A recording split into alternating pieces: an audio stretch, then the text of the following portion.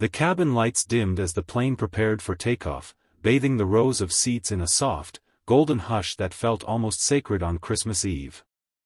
Outside the small oval window, the airport lights blurred against drifting snow, turning the night into something quiet and distant. The CEO sat rigidly in his seat, coat perfectly pressed, hands folded as if he were still in a boardroom instead of 30,000 feet in the air. His phone rested dark in his palm. He had muted the endless stream of holiday messages, automatic wishes from colleagues, partners, and people paid to remember his existence. None of them felt real tonight.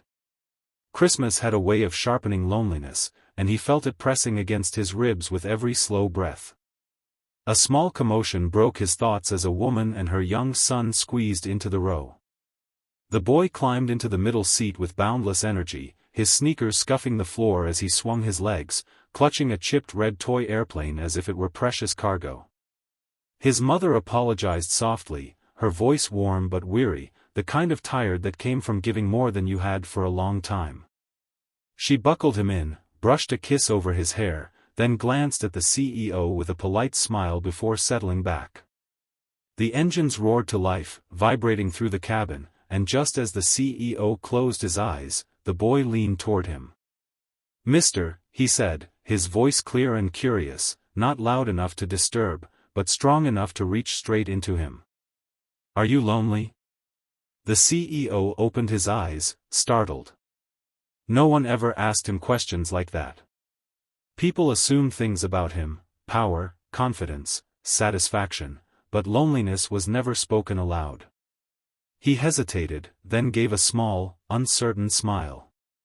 "Why would you think that?" The boy studied him carefully, as if weighing an important answer. "Because you're sitting by yourself on Christmas Eve," he said simply. "Mom says lonely people need friends. Especially today." The words landed softly, yet they echoed. The CEO felt a tightness in his throat he hadn't felt in years. He glanced at the boy's mother, expecting embarrassment, but she only watched them with gentle eyes, allowing the moment to exist. "Well," the CEO said slowly, choosing honesty for once, "I suppose I am a little lonely." The boy's face brightened instantly, like he'd solved a puzzle. "That's okay," he said, nodding. "I can be your friend for the flight." Before the CEO could respond, the plane lifted from the runway, a smooth, powerful pull that pressed them back into their seats. Somewhere beneath that rising motion, something inside the CEO shifted too. He looked at the boy's outstretched hand, small, open, offering nothing but companionship, and took it without thinking. "My name's Eli," the boy said proudly. The CEO squeezed his hand gently, surprised by how much warmth that simple gesture carried. "I'm glad to meet you, Eli," he replied.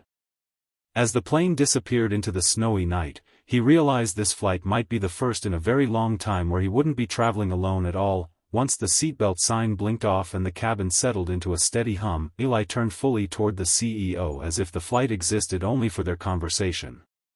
He held up his toy airplane, tracing its chipped wing with a serious finger. "This one's been everywhere," he said. "Grandma's house. The hospital. The bus." He smiled as though each place were an adventure instead of a burden. The CEO nodded, listening more closely than he had listened to anyone in years. Eli talked the way children do, without filters, without strategy. He spoke about Christmas lights shaped like stars, about how clouds at night looked like giant pillows, about how Santa probably preferred planes because reindeer must get tired. Every sentence carried a small spark of wonder, and the CEO felt something unfamiliar stirring in his chest. He realized how long it had been since anyone spoke to him without knowing his name, his company, or his worth. Eli's mother watched from the corner of her eye, pretending to read the safety card while clearly listening. When Eli mentioned his father, how he used to lift him onto his shoulders so he could touch the top of the doorframe, her hand tightened briefly around the armrest. The CEO noticed, and for the first time, he saw the quiet bravery in her posture. She wasn't just tired, she was holding an entire world together with patience and love. The flight attendant passed, offering drinks and small packets of cookies. Eli accepted his with delight, then immediately turned to the CEO. "Do you want one?" he asked, already tearing his cookie in half before hearing the answer.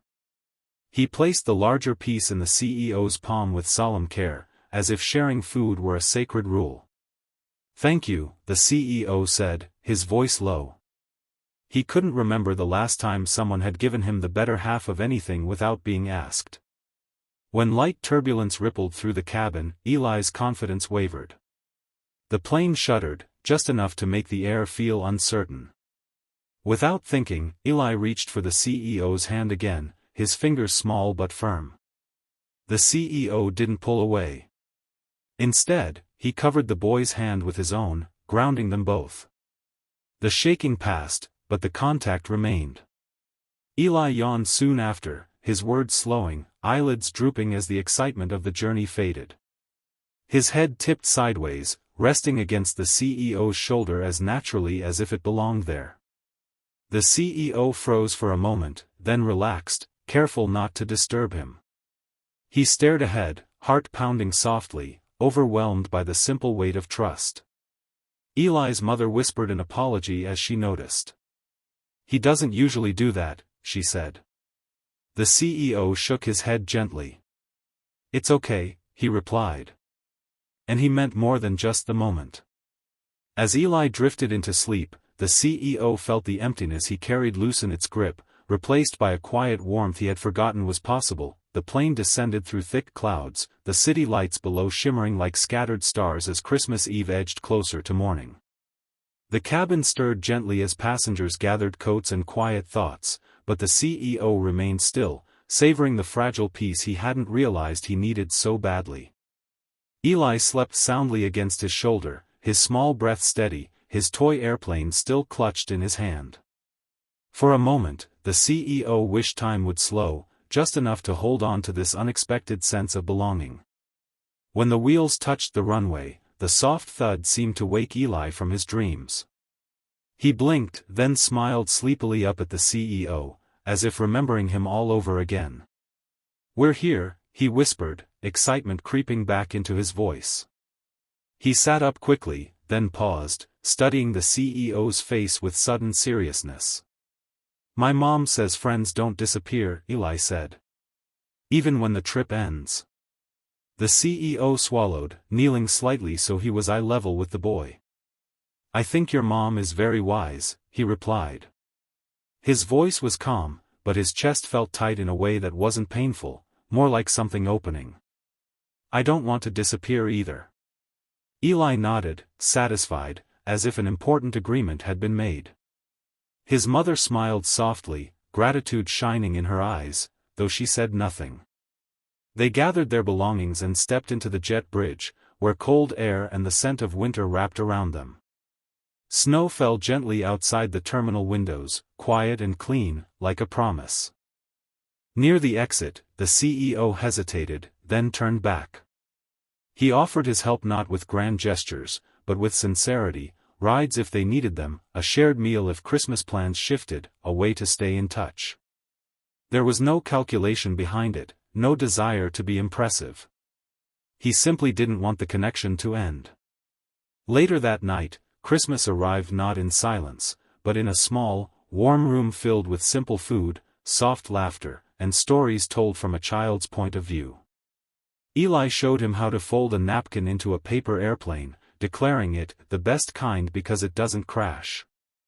The CEO laughed, truly laughed, the sound surprising even himself.